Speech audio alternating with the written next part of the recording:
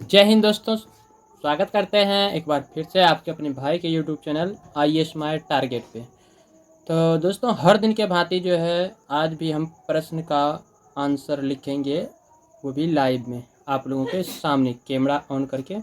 ठीक है, तो आप लोगों को बता दें, हमने अभी तक में GS1, GS2, GS3 और GS4 कवर कर रहे हैं। ठीक है, तो ये 4 पेपर लगभग कंप्लीट हो, 3 पेपर तो कंप्लीट हो गए हैं, जिसमें कि एक पेपर में 10 प्रश्न को सॉल्व किए हैं। GS1 में भी 10 प्रश्न किए, GS2 में भी 10 प्रश्न किए, GS3 में भी 10 प्रश्न किए और GS4 में जो है लगभग 4 प्रश्न कवर हो चुके हैं। आज 5वां प्रश्न को लेंगे, ठीक ना। तो आज हम 5वां प्रश्न को कवर करेंगे। तो चलिए देखते हैं 5वां प्रश्न क्या कह रहे हैं। तो आप लोगों को दोबारा फिर से रिपीट बता देते हैं कि हर वीडियो में जिस तरह से आपको बताते हैं, तो इस वीडियो में भी बता देते हैं कि सब्जेक्टिव है, यानी कि सब्जेक्टिव रिलेटेड है। ये ऑब्जेक्टिव टाइप का प्रश्न नहीं है जो हम एक टिक किए तो आंसर इनका यदि ए होंगे तो ए सबको टिक करना होता है। तो ये जो है सब्जेक्टिव टाइप का, इसलिए इनमें आपका अपना जो विचार होंगे वो प्रस्तुत कीजिए, ठीक ना। तो प्रत्येक प्रश्न का और जितने भी प्रश्न है इसमें, और सभी एस्पिरेंट का अपना अपना मत होते हैं इनका आंसर देने का। ठीक है, तो एग्जामिनर डिसाइड करते हैं कौन सा बेहतरीन है, या अपना लोग भी डिसाइड कर सकते हैं यदि आप अपना आंसर कमेंट बॉक्स के माध्यम से भेजिएगा। बाकी हम तो अपना आपके सामने लिख ही रहे हैं, तो आदान प्रदान करके मतलब आपसी सहयोग करके इस तरह से अपना लोग भी ये डिसाइड कर पाएंगे कि हाँ, इसमें आंसर किनका बेहतर है। ठीक है, तो चलिए आगे देखते हैं। तो देखिए प्रश्न संख्या 5। तो प्रश्न संख्या 5 क्या कह रहे हैं। देखिए प्रश्न संख्या 5 का ए, यानी कि इसमें भी ए और बी 2 सवाल हैं, तो 2 दिन लगेंगे इसमें। ठीक है, तो आज और कल 5 प्रश्न 5 नंबर को सॉल्व कर लेंगे आज और कल को लगा करके, क्योंकि डेली का टारगेट रखे हैं, एक ही प्रश्न को सॉल्व करना है। ठीक है, तो देखिए प्रश्न क्या कह रहे हैं। प्रश्न कह रहे हैं आचार संहिता और नैतिक संहिता लोक प्रशासन में मार्गदर्शन के स्रोत हैं। आचार संहिता पहले से ही क्रियान्वित है, जबकि नैतिक संहिता अभी तक लागू होना बाकी है।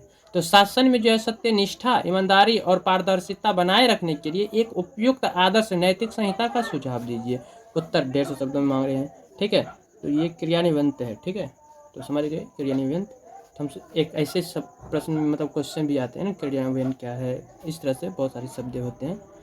तो कोई नहीं, माइंड में आ गए तो समझ गए। तो देखिए, तो प्रश्न यही सेम हूबहू प्रश्न हम कॉपी में लिख लिए हैं, और ये पेपर दिखाने का मकसद यही है कि बस आप लोग का माइंड डाइवर्ट ना हो, आप लोगों को ये ज्ञात रहे कि हम जो है PYQ कर रहे हैं। CSE एग्ज़ाम जो 2024 में हुए थे उनका PYQ देख रहे हैं। अब तो आज तो 2025 सॉरी हाँ 24 का जो फाइनल रिजल्ट है 25 में जो जारी होते हैं, तो उनका भी लगभग आ ही गए हैं रिजल्ट। यानी कि कह सकते हैं कि इन्हीं का 2024 का जो है फाइनल रिजल्ट आ चुके हैं। 2024 का जो पेपर हुए थे ये फाइनल रिजल्ट आ चुके हैं। तो इसमें जो है सबसे नंबर 1 पे जो है शक्ति दुबे ऐसे नाम है, और लगभग 5 टॉप 5 में जो है 3 लड़कियों का दबदबा रहे।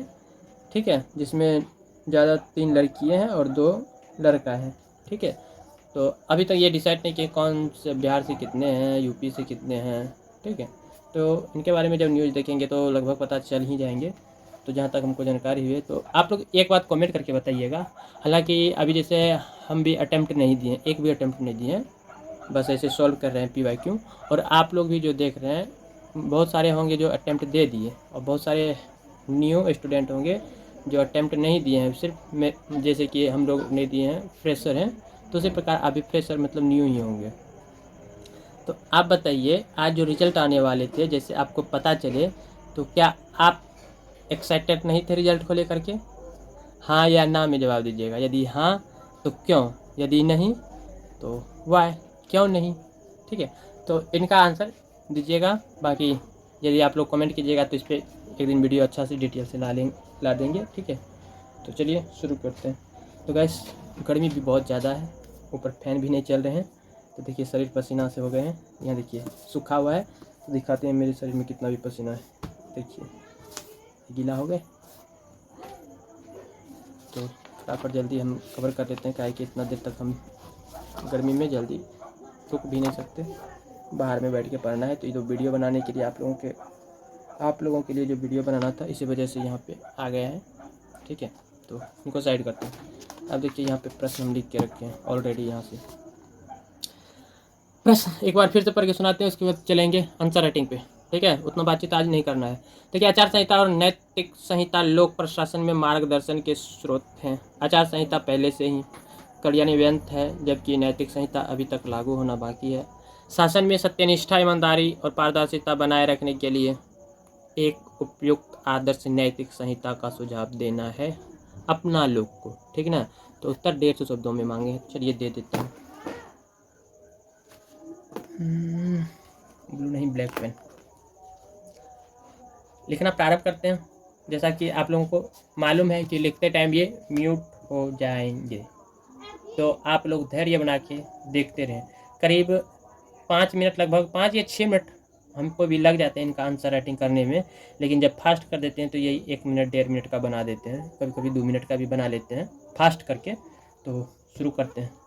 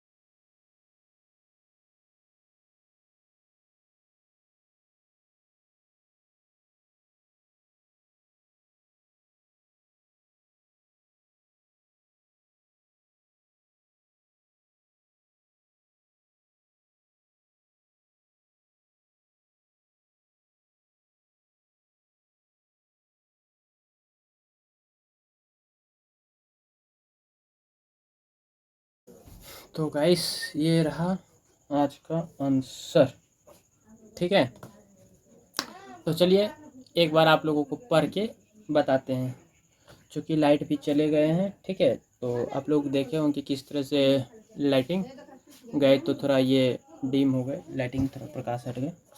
तो चलिए एक बार पढ़ के आप लोगों को सुनाते हैं हमने क्या लिखे आंसर में। इनको खुले रहने थे, क्या है कभी कभी लिखने में ना गलती हो जाती है सब, तो उनको सही करने के लिए। तो मेरे ख्याल से 150 पूर जाना चाहिए, बाकी पता नहीं, जो माइंड में था जितना था उतना लिख दिए। तो देखिए आंसर में लिखे हैं कि आचार संहिता और नैतिक संहिता प्रशासनिक मार्गदर्शन के 2 मुख्य स्तंभ हैं। ठीक है ना, 2 स्तंभ है ये प्रशासनिक का जो मार्गदर्शन होते हैं उनका 2 मुख्य स्तंभ है। कौन कौन? आचार संहिता और नैतिक संहिता। तो वर्तमान में आचार संहिता लागू है जो बाहरी व्यवहार को नियंत्रित करती है, परंतु नैतिक संहिता जो आंतरिक चरित्र और विवेक से संबंधित है अभी व्यापक रूप से लागू नहीं की गई है। एक उपयुक्त नैतिक संहिता में सत्यनिष्ठा, निष्पक्षता, करुणा, पारदर्शिता, सार्वजनिक हित और उत्तरदायित्व जैसे मूल्यों को शामिल किया जाना चाहिए। यह सिविल सेवकों को केवल नियमों का पालन करने से आगे बढ़कर नैतिक निर्णय लेने की प्रेरणा देगी। इससे प्रशासनिक पारदर्शिता, लोक विश्वास और सुशासन सुनिश्चित किया जा सकेगा। ठीक है, तो इतना ही छोटा सी बात लिखे हैं इनका आंसर में। ठीक है, तो इनके आंसर में जो है बस यही 3-4 बातें लिखी है हम, तो बाकी आप लोग बताइएगा ये 3-4 बातें जो लिखें ये सही है या नहीं।